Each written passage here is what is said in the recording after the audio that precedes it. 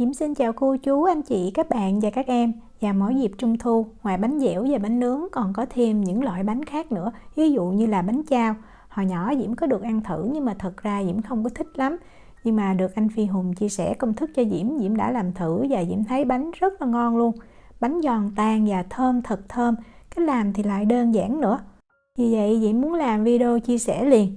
Cách làm như thế nào thì bây giờ mình cùng vào bếp làm món bánh chao giòn với Diễm nha. Đã là bánh chao thì mình không thể nào thiếu chao được. Mình cần một viên chao đỏ, Diễm cân là 8g. Chao đỏ này thì mình mua ở tiệm Việt, và khi mua mình lưu ý mình xem kỹ có ghi là chao đỏ nha. Mình có thêm ở đây là 20g tỏi. Tỏi này Diễm sẽ cho vào cái đồ nghiền để Diễm nghiền ra cho nhuyễn, hoặc là nếu mình không có thì mình cứ đập dập rồi mình băm nhuyễn là được. Mình cần thêm ở đây là 1/4 muỗng cà phê tiêu trắng. Tiếp theo là 1/4 muỗng cà phê bột ngũ vị hương. Bột ngũ vị hương thì Diễm dùng hiệu này. Để tạo độ ngọt cho bánh thì mình cần 50g đường và đường cát nhuyễn nha, cho dễ tan. Mình cần thêm một tí xíu muối là 1/5 muỗng cà phê, cũng là muối nhuyễn luôn. Rồi mình dùng cái đầu quết bột đó, mình sẽ tán cho nó nhuyễn, đồng thời nó đều với lại những cái nguyên liệu. Lúc này sau khi mà mình thấy trộn đều rồi thì rất là thơm. Mình sẽ chuẩn bị sẵn 30g bơ. Bơ này là Diễm dùng bơ lạc, tức là bơ không có muối. Trước khi làm bánh thì khoảng 1 tiếng mình lấy bơ, mình cắt, mình cân, sau đó mình để ở nhiệt độ phòng ha. Vì vậy để bơ nó hết lạnh, đồng thời nó mềm để khi mà mình trộn vào những cái nguyên liệu khác được dễ dàng. Nhất là mạch nha, nếu mà mạch nha nó gặp lạnh thì nó sẽ đông cứng lại. Mình trộn bơ cho thiệt là đều. Chất lỏng cho cái bánh này thì mình dùng trứng. Công thức mà Diễm làm hôm nay chỉ là 1/2 công thức của anh Hùng chia sẻ cho Diễm thôi. Tại vì Diễm không còn đủ mức bí đó. Vì vậy cái trứng này mình sẽ dùng 1/2 trứng thôi. Mình có thể cân trứng sau đó mình chia đôi. Thì cái trứng này Diễm cân được 48g thì Diễm chia đôi thì nó khoảng 25g. Mình đánh cho trứng tan rồi mình hãy cân nha. 25g trứng là được. Tiếp theo mình cần có mạch nha. Mạch nha thì mình mua trong tiệm Việt là có. Mạch nha sẽ giúp cho cái bánh nó giòn. Mạch nha để trong hũ như vậy, nhất là cái khí hậu mát thì nó sẽ bị cứng. Vì vậy mình cho vào trong lò vi sóng và mình quay khoảng chừng 45 giây cho tới 1 phút thì mạch nha này nó sẽ mềm, nó chảy ra. Như vậy mình lấy ra nó dễ dàng hơn. Mình đông ra đây là 1/2 muỗng canh mạch nha nha. Tiếp theo mình có 30g dầu ăn. Diễm dùng dầu hoa hướng dương. Và một lượng rất là ít dầu mè, 1/2 muỗng cà phê thôi. Rồi bây giờ mình cũng trộn cho tất cả những nguyên liệu nó đều với nhau.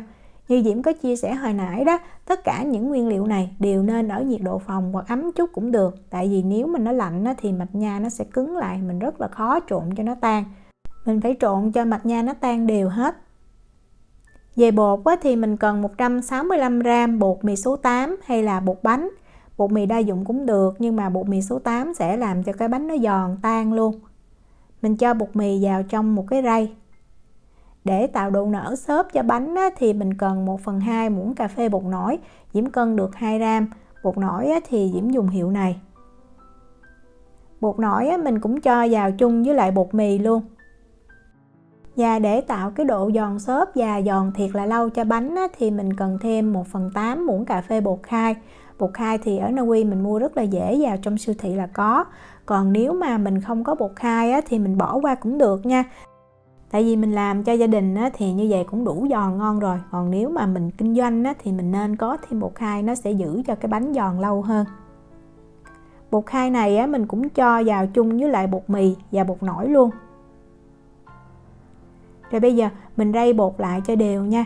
Như vậy để khi mà mình trộn vào trong cái hỗn hợp hồi nãy nó sệt nó sẽ đều hơn, nhất là bột nổi và bột khai. Sau khi mà mình rây bột xong rồi thì mình cho bột vào chung với lại cái hỗn hợp mình vừa khuấy đều luôn. Diễm có thêm ở đây là 75g mứt bí. Mứt bí này nó hơi to, vì vậy mình sẽ bằm, mình cắt nó ra cho nó nhỏ hơn. Như vậy để khi mà mình làm cái bánh nó không có bị sần sùi quá, hoặc là nó không có kết dính. Mứt bí này thì mình nên cắt sẵn, mình để sẵn nha, làm trước khi mà mình trộn cái hỗn hợp bột. Và nguyên liệu cuối cùng mình cần có đó chính là mè, mình cần 40g. Và mè mình sẽ mình rang lên ha. Diễm chia sẻ thêm cách rang mè rất là ngon. Mình cho vào trong một cái chảo nè. Tiếp theo mình cho một muỗng canh nước là 15ml. Rồi bây giờ mình bắt cái chảo này lên bếp và mình để lửa trung bình. Mình cứ trộn đều như vậy ha, dùng đũa đi, Diễm thấy dễ dàng. Lúc đầu thì mình thấy mè nó hơi bị dính ở dưới cái đế của chảo, nhưng mà khi đã nóng đủ và bắt đầu hơi nước nó tỏa lên hết rồi thì mè nó không còn dính ở dưới cái đế chảo và bắt đầu nó căng tròn lên. Và mình cứ đảo đều ha, cho tới khi mình thấy mè nó vừa vàng là được. Mình đừng có đợi vàng lâu quá thì lúc mà mình lấy ra cái mè nó sẽ bị cháy. Đó, vừa như vậy thì Diễm nhắc khỏi bếp liền. Và mình trộn thiệt đều nha, cho tới khi mà mình thấy giống như là nó nguội đó.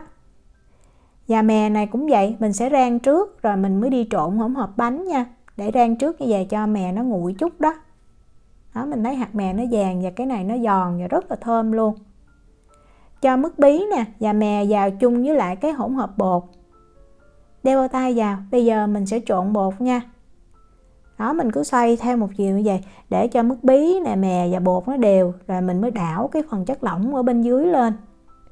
Lúc đầu thì mình có thể thấy bột nó hơi nhão, nhưng mà không sao hết, mình cứ trộn cho đều trước đã. Khi mà mình trộn mình thấy là không còn bột khô nữa mà bột nó vẫn nhão thì lúc đó mình mới cho thêm bột mì vào. Cái công thức này thì Diễm thấy rất là chính xác, mặc dù Diễm chia đôi công thức nhưng mà làm bột xong mà Diễm thấy chuẩn lắm luôn. Đó, mình trộn mình bóp nha, cho tất cả những cái nguyên liệu nó đều với nhau. Nó tạo thành một cái khối bột dẻo như vậy, giống như là bột của giỏ bánh trung thu nướng vậy đó. Để Diễm cầm thử cái miếng bột lên cho mình xem. Đó, mình phải nhồi cho nó mịn, nó đều, nó mướt như vậy ha.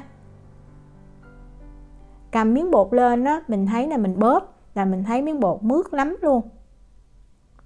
Ấn vào rất là mềm nha, và không có bị chảy, như vậy là chuẩn nè.